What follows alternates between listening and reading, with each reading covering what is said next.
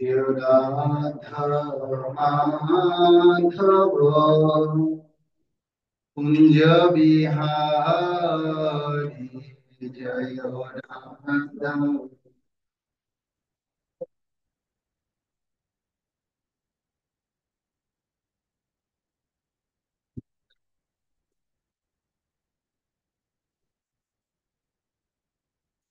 বিহারী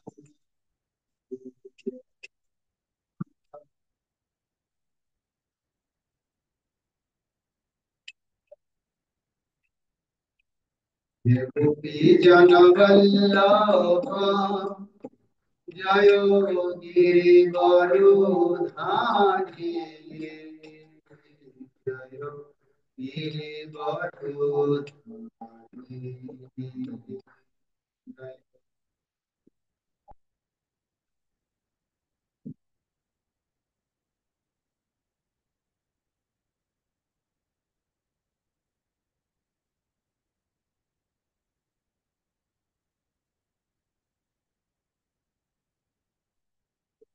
জনবল্লভ জয় গিরিবর ধারী জয় গিরিবর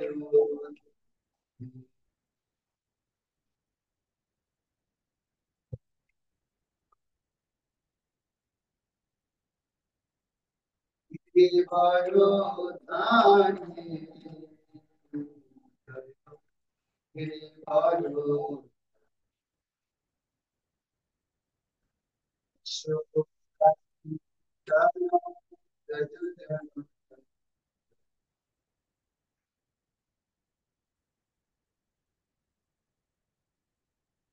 Yashodanandan Braj Yashoda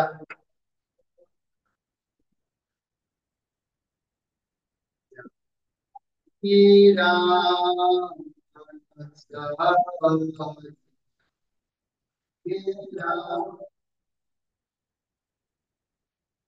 Ram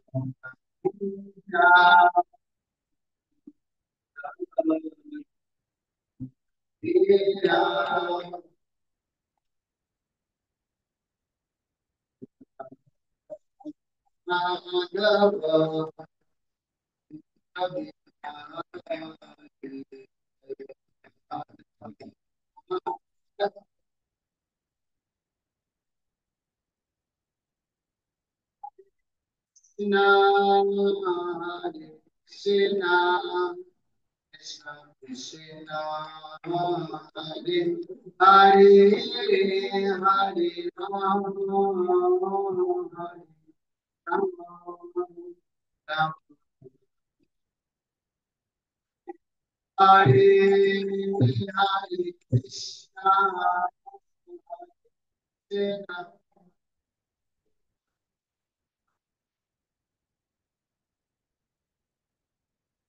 Hare Ram Hare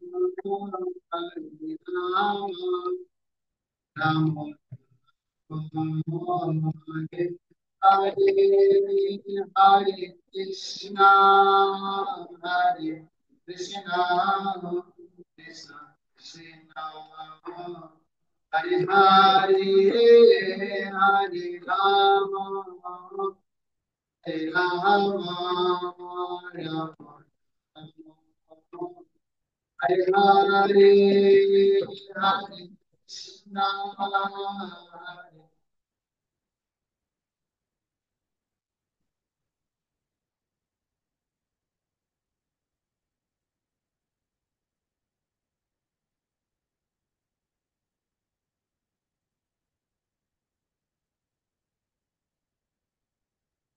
Hare Krishna, Hare Krishna, Krishna Krishna, Hare Hare, Hare Rama, Hare Rama, Rama Hare Hare.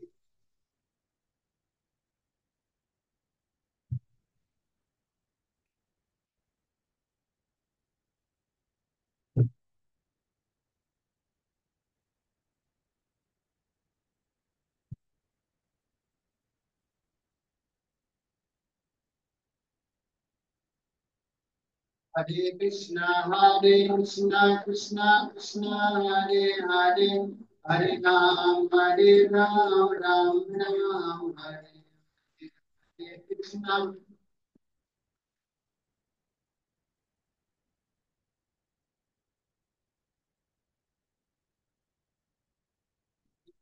Hare Krishna, Krishna Krishna, Hare Hare, Hare Ram, Ram Ram, Hare Krishna.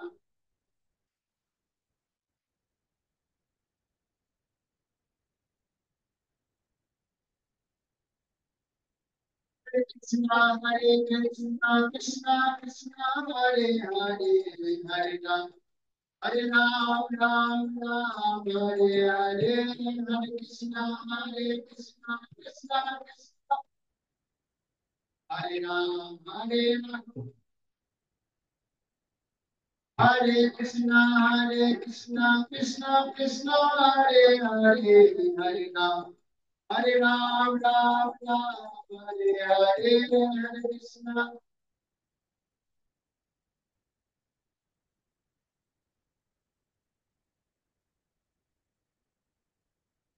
Krishna, Krishna Krishna, Hare Hare, Hare Ram, Ram Ram, Hare Krishna.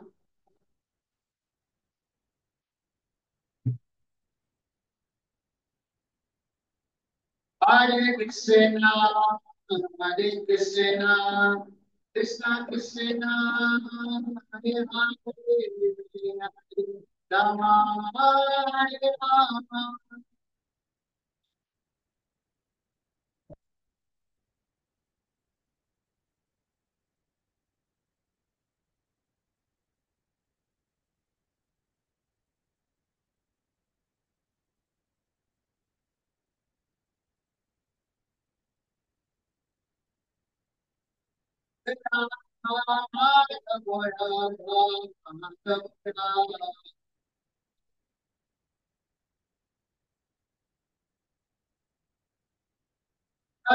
Radha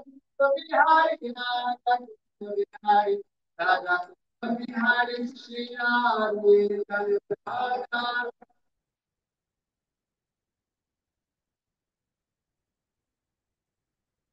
Jaya Pura Nitai, Pura Nitai, Avana Pura Nitai, Pura Nitai, Pura Nitai,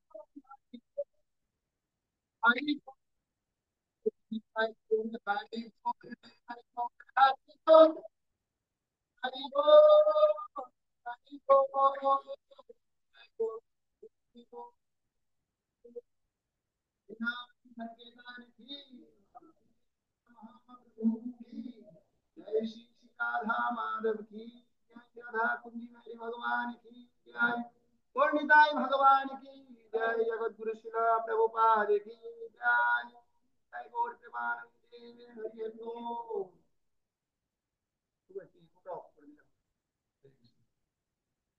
ओम अज्ञानातिमिरङ्गस्य ज्ञानञ्जनशलाकया चक्षुरुन्मीलितं येन तस्मै श्रीगुरुवे नमः। श्रीचैतन्यमनोभीष्टं स्थाप्यतं येन भूतले स्वयं रूप कदा मह्यं ददाति सपोदन्तिकम्। वन्देऽहं श्रीगुरु श्रीयुतपदकमलं श्रीगुरून् वैष्णवांश्च श्रीरूपं साग्रजातं सहगणा रघुनाथान्वितं तं सुजीवं साद्वैतं सवधूतं परिजनसहितं कृष्ण चैतन्य देवं श्रीराधा कृष्ण पादान सगण ललिता श्री विशाखान्वितांश्च नम ओं विष्णुपादाय कृष्णपृष्ठाय भूतले श्रीमते भक्तिवेदान्त स्वामिनीते नामिने नमस्ते सरस्वती देवे गौरवाणी प्रचारिणे निर्विशेष शून्यवादी पाश्चात्यदेशतारिणे पञ्चकल्पतरुभ्यश्च कृपा सिन्धुभ्येव च पतितानां पावनेभ्यो वैष्णवेभ्यो नमो नमः नमो महावदन्नाय कृष्ण प्रेम प्रदायते कृष्णाय कृष्ण चैतन्य नाम्ने गौरतिसे नमः नमो महावदन्नाय कृष्ण प्रेम प्रदायते कृष्णाय कृष्ण चैतन्य नाम्ने गौरतिसे नमः पंचतत्माकं कृष्ण भक्त रूप स्वरूपकं भक्तावतारं भक्तवाक्कं नमामि भक्तो शुक्तिकमं हे कृष्ण करुणा सिंधु दीनबंधु जगत्पते गोपेश गोपिका कांतो राधा कांतो नमस्तुते तप्त कांचन गौरांगी राधे वृंदावनेश्वरी वृषभानुसुते देवी प्रणमामि हरिप्रिये तां श्रुतोय पंगुर मम मंदे मतिर्गति मत्सर्वस्य पदं भुजय श्री राधा मदन मोहनय दिव्यादिविन्दारण्य कल्पाद्रुमाधव श्रीमद रत्नगार सिंहासनस्यै श्री श्री राधा शिल गोविंद दिव्यै पृष्ठली विसेव्यमानै सरामि विमानो रसरसारम्भि वंशी बट तटस्थित कर्षण विलोचनर गोपीर गोपीनाथ श्रीहस्तनु ओम वृंदाय तुलसी देव्यै प्रियायै केशवस्य च विष्णु भक्ति प्रदे देवी सत्यवत्ताय नमो नमः नीलाचलो निवासाय नित्याय परमात्मने बलभद्र सुभद्राभ्यां जगन्नाथाय ते नमः जयो श्री कृष्ण चैतन्य प्रभु नित्यानंद श्री अद्वैत गदाधर श्रीवासादि गौर भक्त वृंद हरे कृष्णा कृष्ण कृष्ण हरे हरे हरे राम राम राम हरे हरे ओम नमो भगवते वासुदेवाय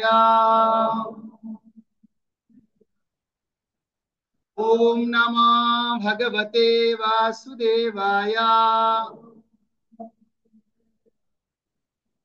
ओम नमो भगवते वासुदेवाय नारायणं नमस्कृत्य नरं चैव नरोत्तमं देवीं सरस्वतीं वेशां ततो जयो मुदीरये हरि ओम तत्सत्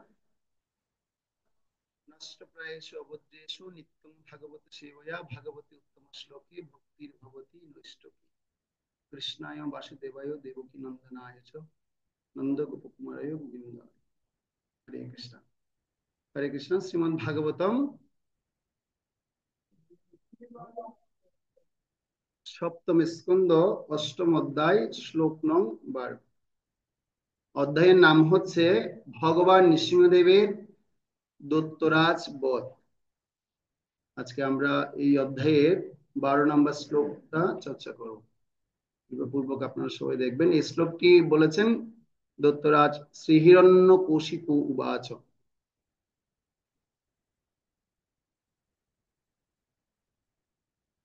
যস্তয়া মন্দ ভাগ্যোক্ত মদন্য জগদীশ্বরঃ কাশৈয়োদিশ সর্বত্র তস্মাৎ স্তম্ভেন দৃশ্যতে। যস্তয়া মন্দ ভাগ্যোক্ত মদন্য জগদীশ্বরেহ কাশৈয়োদিশ সর্বত্র তস্মাৎ স্তম্ভেন দৃশ্যতে। যস্তয়া মন্দ ভাগ্যোক্ত মদন্য জগদীশ্বরঃ কাশৈয়াদিশ সর্বত্র তস্মাৎ স্তম্ভেন দৃশ্যতে।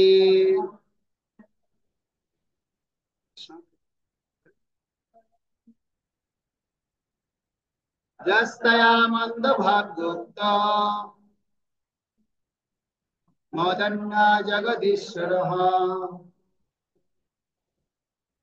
কাশৈয়াদিশ সর্বত্র তস্মাৎ স্তম্ভেন দৃশ্যতে। যস্তয়া মন্দ ভাগ্যোক্ত মদন্য জগদীশ্বরঃ কাশৈয়াদিশ সর্বত্র তস্মাৎ স্তম্ভেন দৃশ্যতে।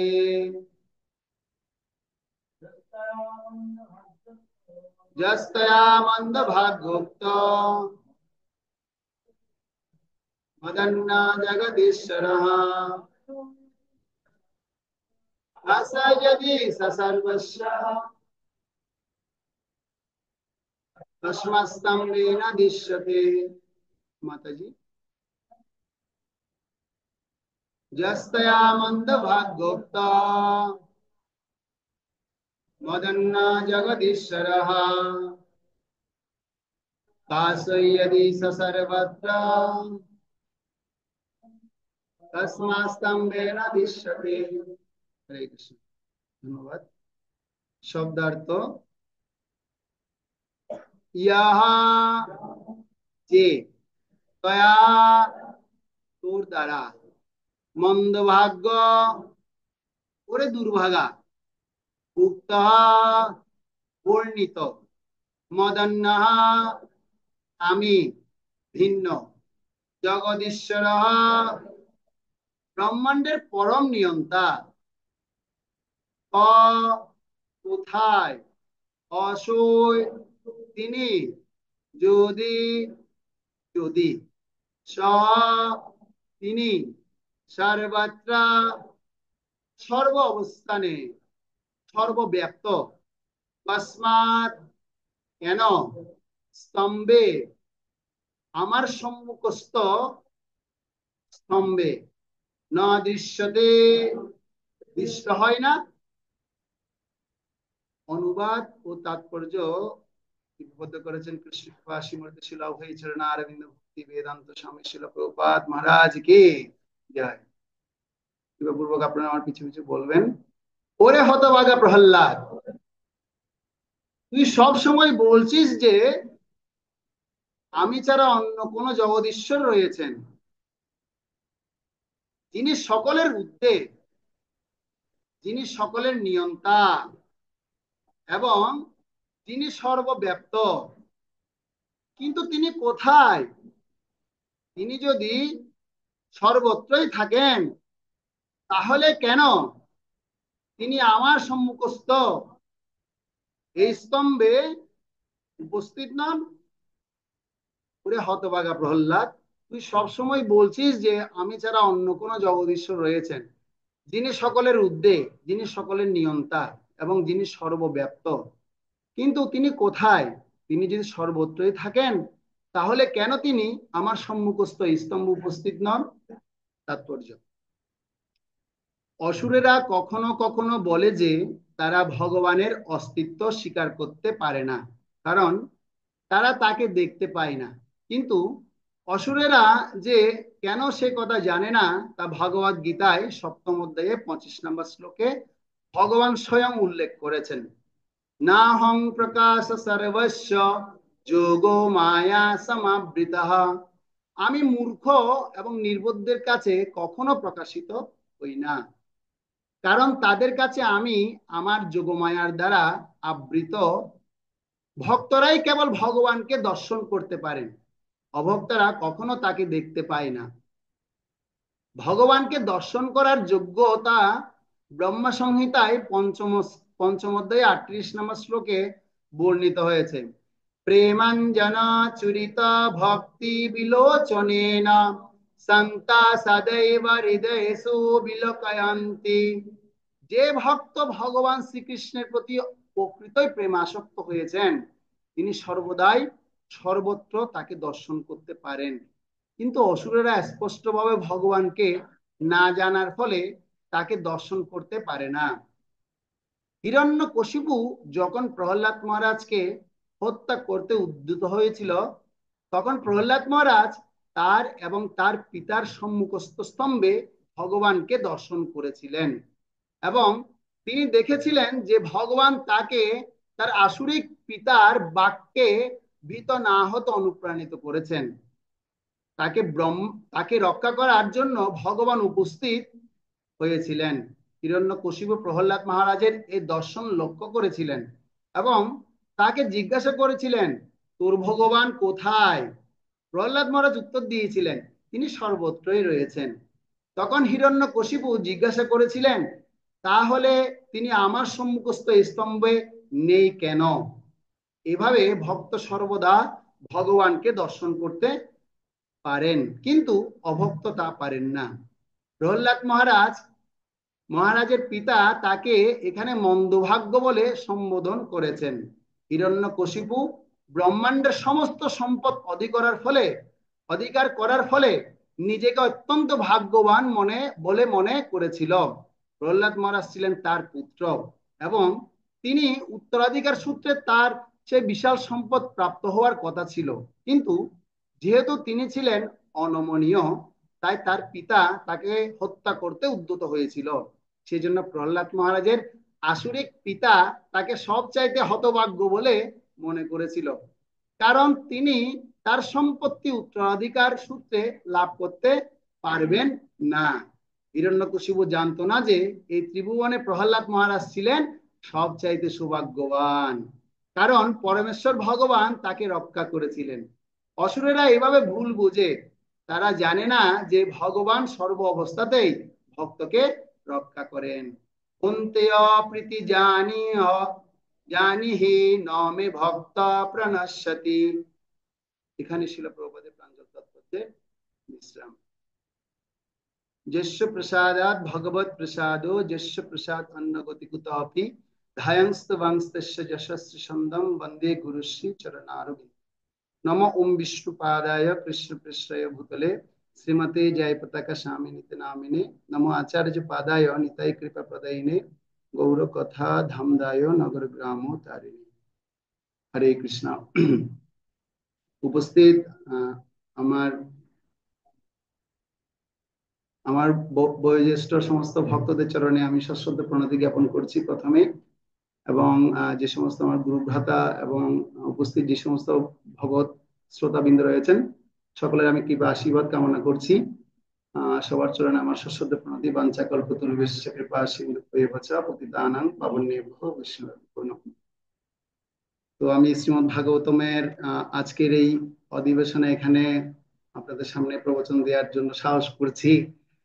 তো সবাই আমার সামনে বসে আছেন অনেক বয়োজ্যেষ্ঠ ভক্তবৃন্দ, আপনারা সবাই আমাকে কৃপা আশীর্বাদ করবেন, কেননা আমি যেন এই শ্লোকের তাৎপর্যে শিল প্রভুপাদের যে মনোভাব এবং পূর্বতন আচার্য বৃন্দদের যা মনোবিলাস রয়েছে, সেই উক্ত অনুসারে আমি ভগবত ভক্তদের কাছ থেকে যা শ্রবণ করেছি, আমি চেষ্টা করব সেই অনুসারে আপনাদের মাঝে এই শ্লোকের ব্যাখ্যা প্রদান করার জন্য। হরে কৃষ্ণ। তো আমরা শ্লোকের অনুবাদে দেখতে পাচ্ছি যে হিরণ্যকশিপু তার পুত্রকে এখন শেষ পর্যায়ে তাকে কি করবেন, এখন বধ করবেন। বধ করার জন্য দৃঢ় সংকল্পবদ্ধ হয়েছে। তো আমি এখানটা একটা ছবি রেখেছি। ছবিটা হচ্ছে কি, হিরণ্যকশিপু এইভাবে কোলের মধ্যে নিয়ে প্রহ্লাদ মহারাজকে কি করছেন, জিজ্ঞাসা করছে। কি জিজ্ঞাসা করছে? এই শ্লোকে বলছে, কোল থেকে এবার কি করবে, এবার ধাপ ধাপ দিয়ে ফেলে দিবে। ধাক্কা দিয়ে এবার ফেলে দিয়েছে। ফেলে দিয়ে এবার কথা বলে, ওরে হতভাগা প্রহ্লাদ, তুই সবসময় বলছিস যে আমি ছাড়া অন্য কোনো জগদীশ্বর রয়েছেন, যিনি সকলের ঊর্ধ্বে, যিনি সকলের নিয়ন্তা এবং যিনি সর্বব্যাপ্ত, কিন্তু তিনি কোথায়? তিনি যদি সর্বত্র থাকেন, তাহলে কেন তিনি আমার সম্মুখস্থ স্তম্ভ উপস্থিত নন? তো ভগবানের কথা, ভগবানকে জানা এবং ভগবান সম্পর্কে উপলব্ধি করা, এটা সকলের সাধ্য নয়। সকলকে ভগবান এই সাধ্য দেননি। ভগবান কাকে এই সাধ্য দিয়েছেন সে কথা ভগবান ভগবত গীতায় জানাচ্ছেন। কি জানাচ্ছেন, কৃপাপূর্বক সকলে আপনারা আমার সাথে সাথে বলতে পারেন। সপ্তম অধ্যায়ে 25 নম্বর শ্লোকে ভগবান বলছেন, কি বলছেন? নাহং প্রকাশ সর্বস্ব যোগো মায়া সমাবৃতঃ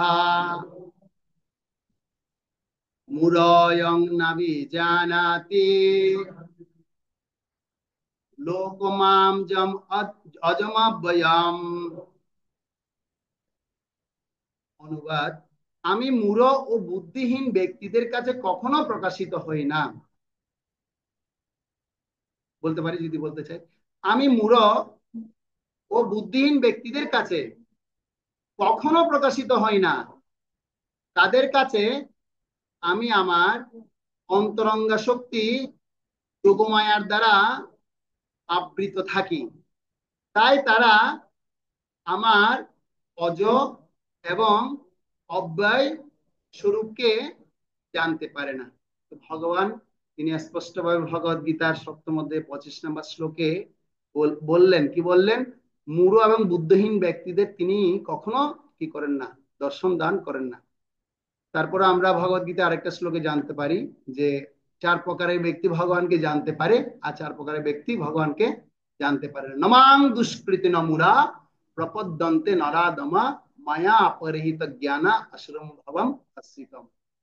এই 4 প্রকারের ব্যক্তি মূঢ়, দুষ্কৃতিকারী, মায়ার দ্বারা পরিহিত হয়েছে, যাদের জ্ঞান তারা কখনো ভগবানকে জানতে পারেন না। তো আমি চিন্তা করলাম যে এই শ্লোকের যে ব্যাখ্যা রয়েছে, তো ব্যাখ্যার কিছু বিষয় আমি আহ, একটু চিন্তা করছিলাম আর কি। চিন্তা করে আমি পেলাম ভগবদ গীতার 16 অধ্যায়ের কিছু শিক্ষার কথা আমার মনে পড়েছে। তো আমি চেষ্টা করব আজকে আপনাদের মাঝে ভগবদ গীতার 16 অধ্যায়ের নাম কি? দৈব আসুর সম্পদ বিভাজ্য। তো ভগবান বিশেষ করে অসুর যারা হবেন, তাদের কি কি গুণাবলী বা আসরিক প্রবৃত্তি যাদের মধ্যে থাকতে পারে, কি কি গুণাবলী হতে পারে, সে সম্পর্কে ভগবান কি করেছেন ভগবত গীতার এই অধ্যায়ে অধিকাংশ তিনি কি করেছেন, ব্যাখ্যা করেছেন। তো আমি চেষ্টা করব। তো 16 অধ্যায়ে কঠোরভাবে শাস্ত্রবিধি অনুসরণ করো এবং যুদ্ধ করো অর্জুনকে, এই নীতি তিনি জানাচ্ছেন। তো এখন আহ ভগবান জানাচ্ছেন দৈবী এবং আসরিক গুণাবলী সম্পর্কে। 1 থেকে 5 নম্বর শ্লোকে ভগবান বলছেন, কৃষ্ণ দৈবী এবং আসরিক গুণাবলী সম্পন্ন ব্যক্তির বৈশিষ্ট্য সমূহ তালিকাভুক্ত করেছেন এবং দৈবী গুণাবলীর ফলে মুক্তি লাভ হয় এবং আসরিক গুণাবলীর ফলে বন্ধনের সৃষ্টি হয়। তো আমরা এখানে দেখতে পাচ্ছি যে প্রহ্লাদ মহারাজের যে আসরিক প্রবৃত্তি, তিনি চাইছেন তিনি এই জড়জগতে থেকে তিনি কি করবেন, সমস্ত কিছু রাজ্যকে শাসন তিনি করবেন। কিন্তু যিনি ভগবত ভক্ত তিনি সবসময় জানেন যে ভগবান তিনি কি করছেন, তিনি সমস্ত কিছুর মধ্যে অধিষ্ঠিত রয়েছেন। মত্ত পরতরং নান্যত কিঞ্চিত অস্তি ধনঞ্জয় মুই সর্বমৃদং প্রোক্তং সূত্রে মণি গণাইব। হে ধনঞ্জয়, আমার থেকে শ্রেষ্ঠ আর কেউ নেই। সূত্রে যেমন মণিসমূহ গাঁথা থাকে, বিশ্বের সমস্ত কিছুই আমাতে ওতপ্রোতভাবে অবস্থান করে। তো ভগবান তিনি জানাচ্ছেন ভক্তদের জন্য, আর ভক্তরা সেটা খুব প্রয়াস করে, খুব আনন্দ সহিত সেটাই গ্রহণ করেন। ভগবান তিনি সবকিছুর মধ্যে তিনি রয়েছেন। তিনি তিনি কি রয়েছেন? তিনি জলে রয়েছেন, তিনি স্থলে রয়েছেন, তিনি প্রতিটি জীবের হৃদয়ে রয়েছেন। হৃদদেশে অর্জুন তিষ্ঠতি। প্রত্যেক জীবের হৃদয়ে তিনি কি করছেন, অবস্থান করছেন। তো সেখানে এখানে বলা হচ্ছে যারা আসরিক প্রবৃত্তি ব্যক্তি, তারা আসরিক গুণগুলো অর্জন করে তারা এই জড়জগতে কি করতে চায়, বারবার পুনরপি জননম পুনরপি মননম জননী জঠরে জঠরাগ্নি শয়নম, সবসময় এই জগতে আসতে চায়। আর তারা ডোমিনেট বা তারা কি করতে চায়, তারা রাজত্ব করতে চায়, রাজত্ব করার মনোভাব সবসময় তাদের মধ্যে থাকে। কিন্তু যারা ভগবত ভক্ত তারা চায় না যে এই জগতে তারা আর ফিরে আসবে। তারা কি করতে চায়, তারা সবসময় চলনে বলনে শয়নে স্বপনে দিবাকি জাগরণে অহর্নিশি লও তুমি কৃষ্ণ বদনে, সবসময় কি করেন, কৃষ্ণের নাম তারা স্মরণ করেন, স্মৃতিতে ধারণ করেন, সবসময় বলেন কৃষ্ণ কৃষ্ণ কৃষ্ণ কৃষ্ণ কৃষ্ণ কৃষ্ণ কৃষ্ণ হে রাম রাঘব রাম রাঘব রাম রাঘব রক্ষমাম। তারা সবসময় কৃষ্ণ কৃষ্ণ চিন্তা করে রাম রাম কথা বলতে থাকেন। কেন? সবসময় জানেন হচ্ছে এই বিপদ থেকে একমাত্র রক্ষা করতে পারবে কে, ভগবান কৃষ্ণই। তো সেজন্য আমরা 16 অধ্যায়ে দেখতে পাই যে আসুরিক গুণাবলী ফলে এই জগতের বন্ধনের সৃষ্টি হয়। তো আসুরিক ব্যক্তিদের বৈশিষ্ট্য সম্পর্কে কেন বর্ণনা করা হয়েছে? কৃষ্ণ একজন আসুরিক গুণাবলী সম্পন্ন ব্যক্তির প্রকৃতি বর্ণনা করেছেন। তারা ধর্ম এবং অধর্মের পার্থক্য সম্বন্ধে অবগত নয় এবং তাদের মধ্যে শৌচ সদাচার এবং সততা বিদ্যমান নেই। কাদের মধ্যে? আসুরিক ব্যক্তিদের মধ্যে। তারা নাস্তিক এবং তারা বলে এই জগৎ মিথ্যা ও ভগবান কর্তৃক নয়, বরং কামবশত এই জগৎ উৎপন্ন হয়েছে। এই প্রকার সিদ্ধান্ত অবলম্বন করে তারা জগৎ ধ্বংসকারী কার্যে প্রভাব বিস্তার করে। এগুলো হচ্ছে ভগবত গীতার 16 অধ্যায়ের মূল শিক্ষা, এসেন্স গুলো আমি আপনাদের মাঝে চেষ্টা করছি বলার জন্য। তো বলা হচ্ছে যে যদি যারা আসরিক ব্যক্তি তাদের কোনো ধর্ম অধর্মের পার্থক্য সম্বন্ধে তারা কি থাকে না, তাদের কোনো ভেদ বুদ্ধি থাকে না, ধর্ম কি জিনিস সেটাই তারা জানে না। তো মহাভারতের গল্প পর্বের একটা শ্লোকে বর্ণনা করা হয়েছে কি, আহার নিদ্রা ভয়ময় তু নঞ্চ সামান্য মে তৎ পশুবীর নারায়ণম ধর্ম হিতেশাম অধিক বিশেষ ধর্মে নহি না পশুবী সমানা। যারা শুধুমাত্র আহার নিদ্রা ভয় এবং মৈথুন প্রবৃত্তি নিয়ে ব্যস্ত, তারা ঠিক আসরিক প্রবৃত্তির মতো পশুর মতোই তাদের জীবনযাপন। কিন্তু তারা মনুষ্য বলে বিবেচনা হয় না। কিন্তু মনুষ্য বলে বিবেচনা কখনই হয়, ধর্মহিত এসাম অধিক বিশেষ ধর্ম নাহি না পশু বিষমানা। যখন মনুষ্য জীব যখন ধর্ম সম্বন্ধে অবগত হবে, তখনই সে পার্থক্য সূচিত করবে আসলে সত্যিকে আমি অসুর না মানুষ। মানুষ শব্দের অর্থ হচ্ছে মান যোগ হুশ। কি মান এবং হুশ? মনুষ্য জন্মের দুর্লভতা যখন কে বুঝতে পারবে, দুর্লভ মানব দেহ পায়া কি করো ভাবনা কেহ, এবে না বুঝিলে যশোদা সুত চরম পরিবে লাজে। কেউ যদি দুর্লভ মানব দেহ পেয়ে যদি কৃষ্ণ গোবিন্দের ভজনা না করে, সে হচ্ছে লাজে লজ্জায় পড়া ছাড়া আর কোনো কারণ তার নেই। তো সেজন্য একজন যে ভগবত ভক্ত, সে ভগবত ভক্ত সবসময় তিনি চিন্তা করেন সত্যি কি আমি মানুষ। তো আমরা যারা ভগবত ভক্তি যাজন করছি, আমাদেরও দিনের মধ্যে একটা সময় অন্ততপক্ষে 1টা মিনিট আমাদের চিন্তা করা উচিত, প্রকৃতপক্ষে আজকে সারাদিন আমি যা কার্যক্রম আমি অনুষ্ঠিত করলাম, সারাদিন কার্যক্রমের মধ্যে কি সত্যি আমি 24 ঘন্টায় কৃষ্ণ ভাবনাময় ছিলাম, বা আমি 24 ঘন্টার মধ্যে কৃষ্ণ ভাবনাময় ভাবে কতটুকু কৃষ্ণের জন্য আমি সেবা সম্পাদন করতে পেরেছি, কতটুকু গুরুদেবের জন্য আমি সেবা সম্পাদন করতে পেরেছি, কতটুকু আমি নিজের ইন্দ্রিয় তৃপ্তির জন্য আমি সেবা সম্পাদন করেছি। তো যার প্রগতি যত উন্নতি হবে, সে তত বেশি গুরু বৈষ্ণবদের জন্য সে প্রগতি সাধন করার চেষ্টা করবেন। তো সেজন্য যারা ভগবত ভক্ত হচ্ছি আমরা, তো বিশেষ করে ভগবত ভক্তি জীবন যাপন করে কি সত্যি কি আমার হৃদয়ের মধ্যে থেকে এই আসরিক প্রবৃত্তিগুলো আমি সত্যি দূর করতে পারছি? যদি না পেরে থাকি, তার মানে আমার আরো প্রয়াস করতে হবে যে এ ষোড়শ অধ্যায়ে ভগবান কি জানিয়েছেন, এই জানানো কথাগুলো তত্ত্ব কথাগুলোকে আমার আরো বেশি হৃদয়ঙ্গম করে আসরিক গুণগুলোকে আমার হৃদয় থেকে বের করার জন্য আমার প্রয়াস করতে হবে। তো সেজন্য এখানে বলা হচ্ছে যে আমরা যারা ভগবত ভক্তদের উচিত আসরিক প্রবৃত্তির মতো গুণ আচরণ না করে, হ্যাঁ, দৈবিক গুণগুলো তাদের মধ্যে গ্রহণ করা উচিত। আসরিক প্রবৃত্তি ব্যক্তিদের কি থাকে না, ধর্ম অধর্মের পার্থক্য সম্বন্ধে অবগত থাকে না, শৌচ সদাচার সম্পর্কে তাদের কোনো ধারণাই থাকে না। তো আমরা বর্তমান সময়ে কলিযুগে দেখতে পাই যারা বিশেষ করে যারা ভগবত ভক্তি অনুশীলন করছে না, তো তারা কিভাবে জীবন যাপন করছে? ঘুম থেকে উঠে ঘুমানোর সময় তো বলা হচ্ছে আমাদের 9টা দাঁড় দিয়ে বিভিন্ন রকমের লালা, তারপর বিভিন্ন রকম মল বের হচ্ছে। তথাপি তারা ঘুম থেকে উঠে তারা কি করে, মুখে কুলি পর্যন্ত না করে চা পান করতে থাকে। তো এই চা পান করতে থাকে এবং তাদের এমন আসক্তিমূলক মানে কার্যকলাপের সাথে তারা যুক্ত থাকে, ঘুম থেকে উঠে তারা সাথে সাথে মোবাইল নিয়ে কি করতে থাকে, ফেসবুক হোয়াটসঅ্যাপ কি করতে থাকে, চ্যাট করতে থাকে। ঘুম থেকে উঠেই তারা এমন কোন, হরে কৃষ্ণ, জয় শ্রী শ্রী গৌরিতায় ভগবান কি, তারা এমন কোন ধর্মীয় সদাচার অনুশীলন তারা করেন না। যার ফলশ্রুতিতে আমরা দেখতে পাই যে প্রকৃতপক্ষে কলিযুগের ব্যক্তিগণ সকলেই কি হয়ে আছে, ম্যাক্সিমামই এরকম অধর্মের পথে তারা রয়েছেন। যিনি ধর্মের পথে থাকবেন তিনি সবসময় ভাববেন প্রথমে ঘুম থেকে উঠে আগে আমার কি করা উচিত, শৌচ কার্য সম্পন্ন করা উচিত। তো শৌচ কার্য সম্পন্ন যখন করবে, করে তারপর উচিত আমার প্রার্থনা করা।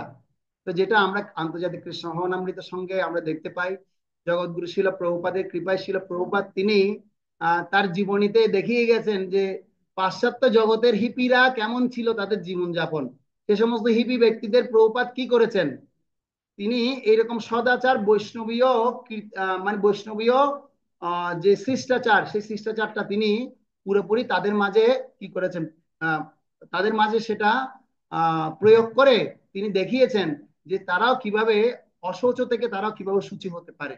এই জন্য সূচি ব্যক্তি হওয়ার জন্য তিনি আমাদের যে ভাগবতমের শিক্ষা, যে আমাদের বৈদিক সাহিত্যের যে রসাত্মক যে সুচিতার জ্ঞান রয়েছে, সেই জ্ঞানগুলো তিনি কি করেছেন, তিনি আহ সারা বিশ্ব জগতে জানিয়েছেন। জগৎগুরু শিলা প্রভুপাদ কি।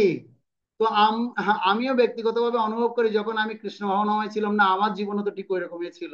ঘুম থেকে উঠা, স্নান শীতকালে হলে দুদিনে একবার করা, বা 3 দিনে একবার করা, এরকম জীবনযাপন ছিল। কিন্তু আমরা যারা কৃষ্ণ ভাবনাময় হচ্ছি, আমাদের কখনো করা উচিত নয় যে এভাবে কি করা, মানে সদাচার পালন করা।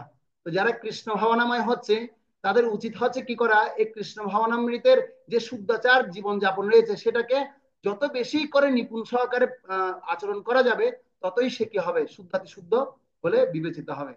তো আমি মনে পড়ে গেছে ছিল প্রভুপাদের লীলামৃতের একটা কথা। ছিল প্রভুপাদের জীবনীতে আমরা দেখতে পাই, আমি কোথায় জানি পড়ছিলাম, যে ছিল প্রভুপাদ একবার কি করছিলেন, তিনি আহ পাশ্চাত্য দেশের কোন একটা জায়গায় তিনি গিয়েছেন, গিয়ে দেখতে পাচ্ছে জল, দুটো জলের ট্যাপ। কটা জলের ট্যাপ? দুটো জলের ট্যাপ। একটা হচ্ছে ঠান্ডা জলের ট্যাপ আর একটা হচ্ছে গরম জলের ট্যাপ। তো যেটা ঠান্ডা জলের ট্যাপ ছিল, সে ঠান্ডা জলের ট্যাপের মধ্যে একটা শব্দ লেখা ছিল, আর একটা গরম জলের ট্যাপের মধ্যে আরেকটা শব্দ লেখা ছিল। তো যেটা গরম জলের ট্যাপ ছিল, সে গরম জলের ট্যাপের মধ্যে লেখা ছিল যে কৃষ্ণের দিকে। কি লেখা ছিল? গরম জলের ট্যাপে না, ঠান্ডা জলের ট্যাপের দিকে লেখা ছিল কৃষ্ণের দিকে। আর গরম জলের ট্যাপের মধ্যে লেখা ছিল মায়ার দিকে। তো তখন প্রচন্ড ঠান্ডা পড়ছিল। তো এখন শিল প্রভুপাদ গিয়ে দেখছেন কি আসলে ব্যাপারটা কি হচ্ছে, তখন ভক্তদের ডাক দিল। ডাক দিয়ে জিজ্ঞাসা করলো কি কি হচ্ছে ব্যাপার এখানে ভক্তবৃন্দ।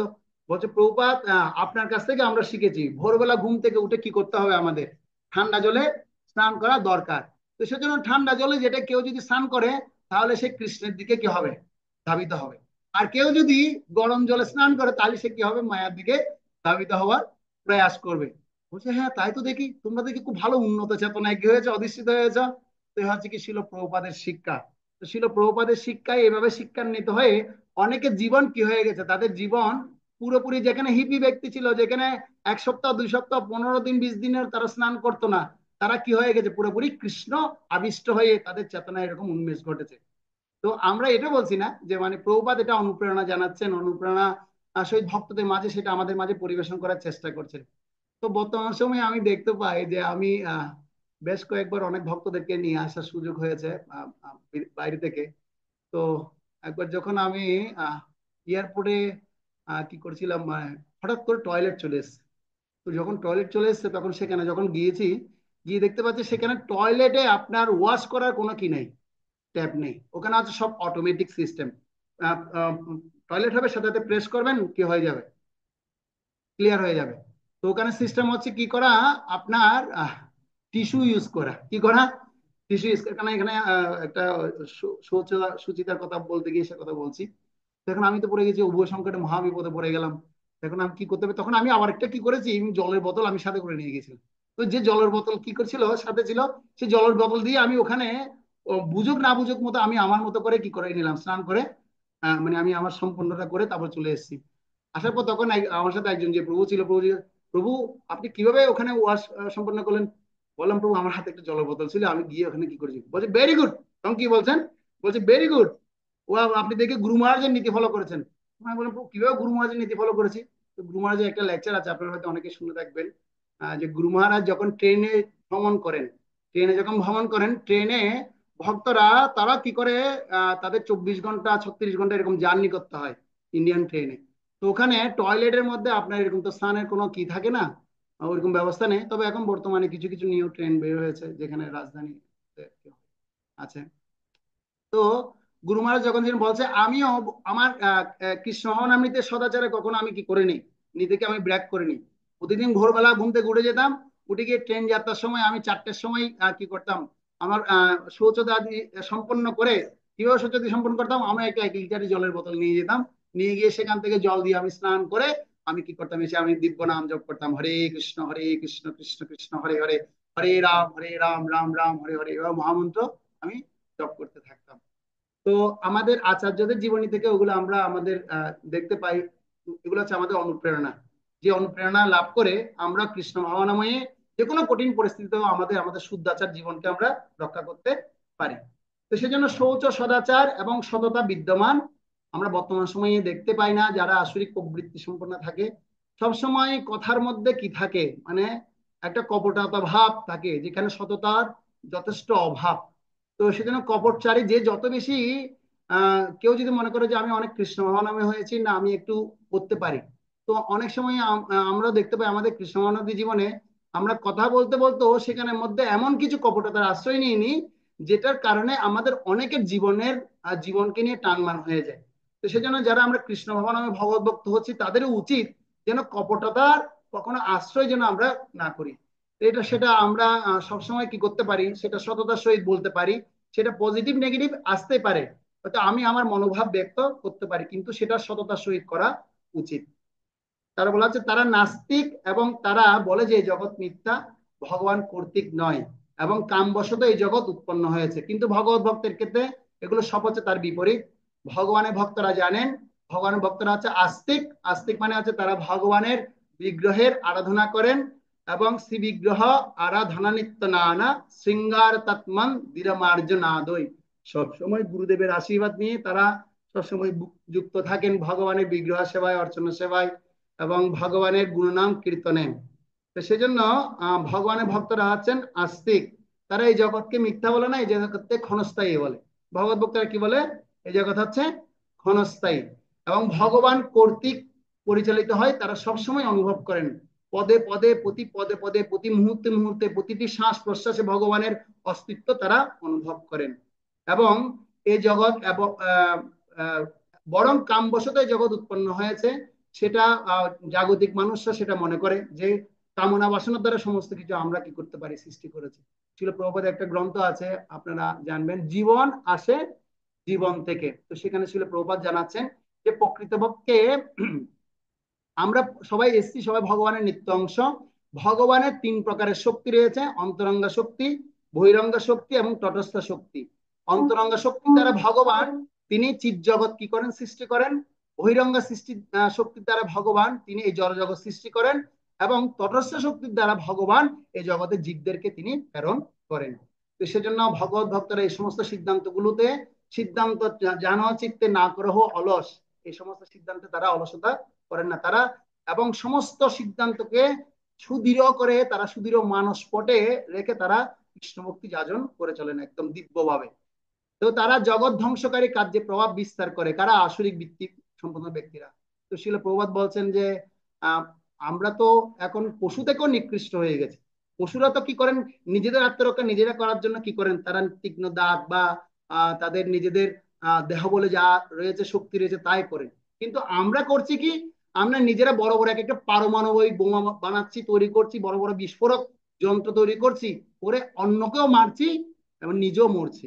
এবং যার ফলশ্রুতিতে আপনারা হয়তো আপনাদের এই বিষয়টা জানা থাকবে, জাপানের হিরোশিমা নাগাসাকিতে এখনো অব্দি যে দ্বিতীয় বিশ্বযুদ্ধের সময় কি হয়েছে, বিস্ফোরিত হয়েছে বোমা, সেখানে এখনো অব্দি বিকলাঙ্গ প্রাণী কি হচ্ছে, সবসময় কোনো না কোনো অঙ্গের হানিমূলক অবস্থা প্রাণী কি হচ্ছে, জন্মগ্রহণ করছে।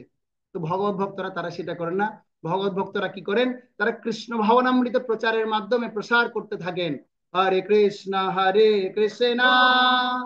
কৃষ্ণ কৃষ্ণ হরে হরে, হরে রাম রাম রাম হরে হরে। এভাবে আমরা দেখতে পাই শিল প্রভুপাদের জীবনে আমরা দেখতে পাই, তখন কি হচ্ছিল, দ্বিতীয় বিশ্ব যখন শুরু হচ্ছিল তখন কি হয়েছিল যে নগর সংকীর্তন নিয়ে বেরিয়ে গেছে ভক্তরা। এত বোমা বিস্ফোরিত হচ্ছে, তারপরে সেখানে কি করছে, সংকীর্তন হচ্ছে। তো শোনা যাচ্ছে নাকি 2026 সালের দিকে এরকম কি হবে, দ্বিতীয় বিশ্বযুদ্ধ শুরু হওয়ার একটা কি আছে, সুযোগ রয়েছে। তো আমরা এখন ভগবত ভক্তদের কি কাজ, আমরা কি এখন গিয়ে কি যুদ্ধ সম্পন্ন হব? আমরা এমন একটা যুদ্ধ করব যে যুদ্ধের মধ্যে কি থাকবে, শান্তি সমৃদ্ধি এবং মানুষের মধ্যে একটা ভালোবাসার প্রীতি উৎপন্ন হবে। সে ভালোবাসার প্রীতি সম্পাদন করার জন্য শিল প্রভুপাদ এই সোসাইটি তৈরি করে গেছেন। এই সোসাইটি হচ্ছে কি কৃষ্ণ প্রেম প্রদানের সোসাইটি, কৃষ্ণ ভাবনামৃত মানুষকে জাগ্রত করা সোসাইটি, যে জাগরণের মাধ্যমে অন্যান্য জীবরা, বদ্ধ জীবরা সবাই কি হবে, এই কৃষ্ণ ভাবনামৃতে স্বতঃস্ফূর্ততা লাভ করবে। তার কয়েকটা পয়েন্ট আছে। তো যাদের যখন তাদের পরিকল্পনা ব্যর্থ হয়, তখন তারা কাম ও ক্ষমতার দ্বারা তৃপ্ত হতে চায়। কাম এস ক্রোধ এস রজগুণ সমুদ্ভব, তারা কি করে, রজগুণের দ্বারা সবসময় থাকার ফলে, তমগুণের দ্বারা সবসময় থাকার ফলে তাদের কি করেন, বিভিন্ন রকম পরিকল্পনা করতে থাকে যে কিভাবে আরো বেশি কামকে উপভোগ করা যাবে। কিন্তু ভগবত ভক্তরা কি করে, কাম কৃষ্ণ অর্পণে, সমস্ত কাম বাসনা কাকে অর্পণ করেছেন, কৃষ্ণের চরণে অর্পিত করে দিয়েছেন। তো সেজন্য ইন্দ্রিয় সুখ ভোগ করাই জীবনের চরম লক্ষ্য অসুররা মনে করেন। এমনকি অবৈধ কার্যসিদ্ধির জন্য অর্থ সঞ্চয় করতেও দ্বিধাবোধ করেন না। সম্পদ আহরণের পর তারা এটিকে পূর্বকৃত কর্মফল বা কৃপা নয়, বরং নিজেদের ব্যক্তিগত প্রচেষ্টার ফল বলে মনে করে। তারা তাদের শত্রুদের হত্যাপূর্বক আরো অধিকতর উন্নত ও বলবান হয়ে পরম ভোক্তা স্বরূপ স্বর্গীয় সুখ লাভ করার চেষ্টা করে। কারা? অসুরেরা। কিন্তু ভগবত ভক্তরা তার বিপরীত।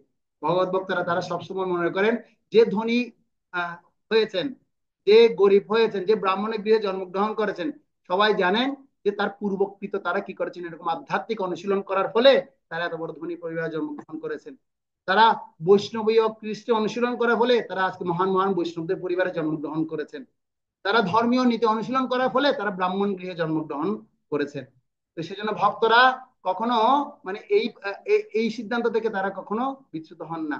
কারণ আমি শুনছিলাম, আমার ব্যক্তিগত জীবনেও দেখতে পাই, আহ আমার বাবা তিনি যখন কি করছিলেন আপনার, হ্যাঁ, বলছিলেন যখন আমি লাস্ট টাইম যখন ইন্ডিয়াতে যাচ্ছিলাম, যখন উনি দেখা রাখার আগে আগে বলছে, প্রভু আমি এই জন্মে যেতে পারবো না ভগবত ধামে, আমি নিশ্চিত। কিন্তু আমার এটা নিশ্চিত আছে যে আমি পরবর্তীতে কোনো ব্রাহ্মণ গৃহে বা কোনো বৈষ্ণব গৃহে অবশ্যই আমি জন্মগ্রহণ করবো। তো আমি মানে এখন এটা হঠাৎ করে মনে পড়ে গেল। তো বলছে আমি, এটা আমার অনুপ্রেরণা যে উনার মতো ব্যক্তি যদি এভাবে কি করতে পারে, আমি এতদিন ধরে কৃষ্ণ ভগবানকে যাজন করে আমার এখনো সেই বিশ্বাসটা কেউ দিয়ে সেটা টলমল হচ্ছে কেন? মানে অবশ্যই ভগবান যেটা সিদ্ধান্ত দিয়েছে সিদ্ধান্ত অবশ্যই এটা কি পারফেক্ট, একদম সঠিক, সেটা অবশ্যই আমার বিবেচনা করা উচিত। তো এরপরে বলা হচ্ছে যে আসরিক ব্যক্তিদের গন্তব্য কি হবে। তো যারা ভগবত ভক্তের যাজন করবে তাদের গন্তব্য কি হবে, ব্যাক টু গড হেড, ভগবানের কাছে ফিরে যাওয়া। আর আসরিক ব্যক্তিদের গন্তব্য কি হবে, অনেক চিন্তার দ্বারা বিভ্রান্ত, কারা? আসরিক ব্যক্তিরা। ভ্রমের জালে আচ্ছন্ন, ভ্রম প্রমাদ বিপ্রলিপসা এবং কর্ণপাটব, জীবের যে চারটা ত্রুটি তার মধ্যে ভ্রমের মধ্যে থাকি। তো অনেক সময় কৃষ্ণ ভাবনাময় হয়ে গেল আমরা ভগবত ভক্তরাও মানে আমার ব্যক্তিগত জীবনে দেখি, আমি অনেক সময় মনে হচ্ছে খুব ভ্রমের মধ্যে আছি। কিসের মধ্যে আছি? ভ্রম মানে কি? মোহের দ্বারা আছি, ভ্রম। প্রমাদ, বিপ্রলিপসা, কর্ণপাটব, এগুলো সবসময় বিভ্রান্তি করছে জীবকে, এগুলো কি করছে, সবসময় প্রতারিত করছে। তো সেজন্য অনেক চিন্তার দ্বারা বিভ্রান্ত, ভ্রমের জালে আচ্ছন্ন, বস্তু উপভোগ করার সাথে অত্যন্ত সংযুক্ত আসরিক ব্যক্তিরা অসুচি নরকে পতিত হয়। তাদের কপট ধর্মীয় আচার অনুষ্ঠান তাদের রক্ষা করতে পারে না, কারণ তারা কৃষ্ণ ও সাধু লোকদের প্রতি ঈর্ষান্বিত। তারা আসরিক যোনিতে নিক্ষিপ্ত হয় এবং এভাবে নিম্ন প্রজাতিতে চলে যায়, এবং তখন ভগবানের করুণা পাওয়ার কোনো সুযোগ থাকে না। এটা আসরিক ব্যক্তিদের গন্তব্য। ভগবত ভক্তদের গন্তব্য কোথায়? ছিল প্রভুপাদ বলেন যে কি করতে হবে, চারটা নিয়ম ভালো মতো পালন করতে হবে, তারপর ভগবত ভক্তি অনুশীলন করতে হবে, গীতা ভাগবত ক্লাসে অংশগ্রহণ করতে হবে, ভালো মতো শুনতে হবে। যত শুনবো শূন্যতা শ্রদ্ধয়া নিত্য গৃণীতস্য সতিষ্ঠিতম কালে না নাতি দীর্ঘন ভগবান বিশ্বতে হৃদি। তখন ভগবান হৃদয়ে কি হবে? তার হৃদয়ে প্রকাশিত হবে। সেজন্য ভগবানের ভক্তরা সবসময় ভগবানের কথা শ্রদ্ধা শুনে সবসময় শুনবেন, মনন করবেন এবং প্রতি পদক্ষেপে পদক্ষেপে সিদ্ধান্ত ভগবান থেকে নিবেন। ভগবত ভক্তদের সাথে সবসময় আলিঙ্গন প্রদান করবেন। আমাদের মন্দিরে অনেক ভক্ত থাকে, বলেন এদিন এক ভক্ত এসে আমাকে জড়িয়ে ধরে বলছে, প্রভু আপনি আমার মাথাটা একটু আমার বুকের মধ্যে লাগান, একটু লাগান লাগান। আমি বলছি প্রভু আমি কি বুক লাগাবো? আমি মাথাটা বুকে লাগাতে পারবো না, আপনার চরণে ঠেকাতে পারবো। তখন গিয়ে আমি মাথাটা চরণে গিয়ে ঠেকে দিলাম। ঠেকে দেওয়ার পর বলছে না না আপনি আমার বুকে আসুন, আপনি আমার বুকে আসুন। আমি বলছি প্রভু আপনি হঠাৎ করে বলছে আর কতদিনই বা বাঁচবো, কতদিনও বা এই জগতে বাঁচবো, কখন মরে যায় তার কোনো নাই কোনো ঠিক। কত ভক্তদের সাথে এরকম মনোমালিন্য হচ্ছে, কি হচ্ছে। না না আমি এই সমস্ত গুলো থাকতে চাই না, আমি কি করতে চাই ভগবত ভক্তের সাথে থেকে আনন্দে দিনাতিপাত করতে চাই। এ হচ্ছে ভগবত ভক্ত। তো ভগবত ভক্তরা কখনো কারোর প্রতি ঈর্ষান্বিত ভাব তারা রাখেন না। তারা সবসময় কি থাকেন? তারা সবসময় ভগবানের দিব্য ব্যক্তির সান্নিধ্য থেকে, দিব্য পুরুষের সান্নিধ্য থাকেন বিদায় তার চেতনা দিব্য হয়ে যায়। হরে কৃষ্ণ। তো এরপরে বলা হচ্ছে তিনটি প্রধান আসরিক গুণাবলী, কাম, ক্রোধ, লোভ, যা নরকের দিকে ধাবিত করে।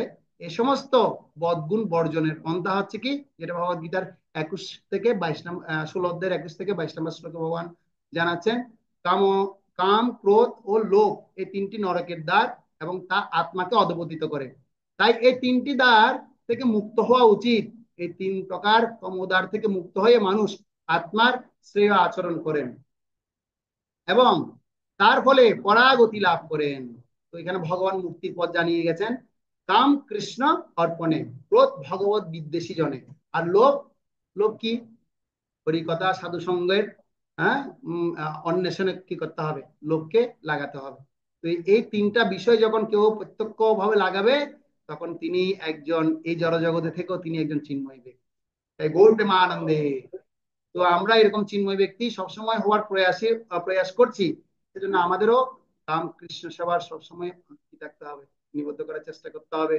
ক্রোধকে যারা ভগবানের বিরূপ প্রতিক্রিয়া করছে তাদের কাছে নিবদ্ধ করতে হবে, ভগবত ভক্ত থেকে বাদ দিতে হবে। এবং লোকটা সবসময় ভক্ত সাধুসঙ্গ, কোথায় হরি কথা হচ্ছে, কোথায় সাধুসঙ্গ হচ্ছে, কোথায় গিয়ে কীর্তন হচ্ছে সেখানে গিয়ে করতে হবে। যেখানে প্রার্থনা হচ্ছে, যে ভক্ত প্রার্থনা করছে সে ভক্তের পাশে বসে বসে প্রার্থনা করা উচিত। আমরা অনেক ভক্তকে দেখতে পাই আমাদের আশেপাশে, সবগুলি হচ্ছে শুদ্ধ ভক্ত। আমাদের আশেপাশে সবগুলো শুদ্ধ ভক্ত। শিল প্রভুপাদ বলেন যে আমাদের সোসাইটিতে যারা আসছে সব ভগবত ভক্তরা হচ্ছে কি, সবাই হচ্ছে শুদ্ধ। এক একটা হচ্ছে শুদ্ধ আত্মা, শুদ্ধ ভক্ত। তো সেই শুদ্ধ ভক্তদের আমরা যত বেশি সান্নিধ্যে থাকবো তত বেশি আমরা কি হব? শুদ্ধ হয়ে উঠব। সর্বদা শাস্ত্র অনুসরণ করুন। যে শাস্ত্র সিদ্ধি পরিত্যাগ করে কামাচারে বর্তমান থাকে সে সিদ্ধি, সুখ অথবা পরাগতি লাভ করতে পারে না। য শাস্ত্রবিদ মুসৃজ্য বর্ততে কাম কার্ত নচ সিদ্ধিমবাপ্নোতি ন সুখম পরমা গতি। কেউ যদি শাস্ত্র বিধি লঙ্ঘন করে কামাচারে লিপ্ত হয় সে কখনো সুখ, শান্তি আর আনন্দ কোনোটাই লাভ করতে পারবে না। তো সেজন্য শাস্ত্রই কর্তব্য এবং অকর্তব্য নির্ধারিত রয়েছে। তাই শাস্ত্র উপলব্ধি করাই জগতে কর্ম সম্পাদন করা উচিত। যেটা মানে আমাদেরকে ভগবান জানাচ্ছেন, কেউ যদি শাস্ত্র বিধি লঙ্ঘন করে, কেউ যদি আমার কথা যদি শুনে, তার কখনো বিনাশ হবে না অর্জুন। সেটা কি বলছে ভগবান আমরা শুনি, সবাই আমার সাথে সাথে বলতে পারেন। ক্ষিপ্রম ভবতি ধর্মাত্মা শস্য শান্তিম নিগচ্ছতি কুন্তিয়া প্রীতি জানিহি ন মে ভক্ত প্রণশ্যতি। তিনি শীঘ্রই ধর্মাত্মায় পরিণত হন এবং নিত্য শান্তি লাভ করেন। হে কন্তেয় তুমি দীপ্তকণ্ঠে ঘোষণা করো যে আমার ভক্ত আর কখনো কি হবে না? বিনষ্ট হবে না। সে হচ্ছে শিল প্রভুপাদ। তিনি একটা সুন্দর তাৎপর্য ব্যাখ্যা করেছে, আমি একটু তাৎপর্যটা আপনাদের শুনতে চাই। শিল প্রভুপাদ তাৎপর্য বলছেন, ভগবানের এই উক্তির ভ্রান্ত অর্থ করা উচিত নয়। সপ্তম অধ্যায়ে ভগবান বলেছেন যে সৎ কর্মে লিপ্ত মানুষেরা কখনোই তার ভক্ত হতে পারে না। অসৎ কর্মে লিপ্ত মানুষেরা কখনোই তার ভক্ত হতে পারে না। যে ভগবানের ভক্ত নয় তার কোনো সদ্গুণ নেই।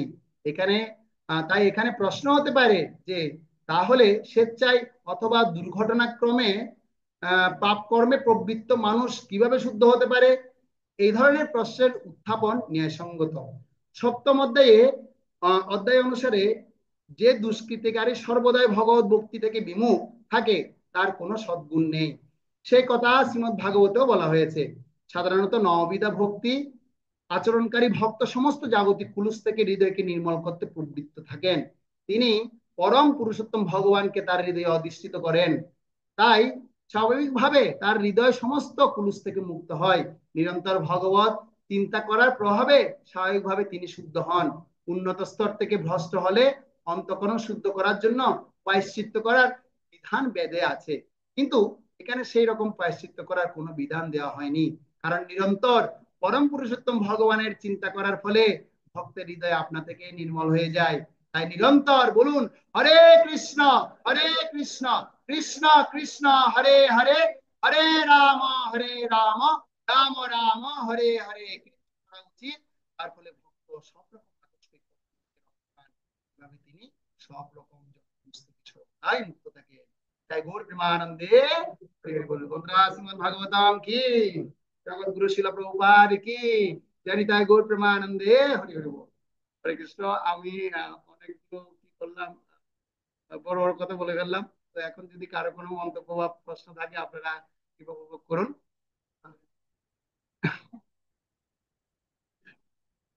কারো কোনো মন্তব্য বা প্রশ্ন যদি থাকে আপনার। হরে কৃষ্ণ।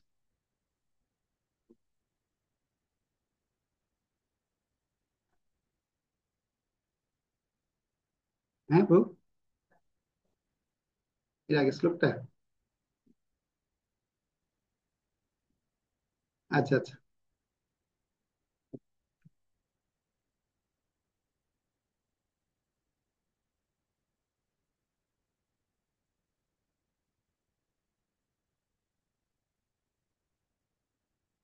হরে কৃষ্ণ। তো কারো যদি প্রশ্ন না থেকে থাকে তাহলে এখানে শেষ করতে পারি। তো এটা একটু কি করতে হবে, না না ডিস্টার্ব না রাখেন এখন।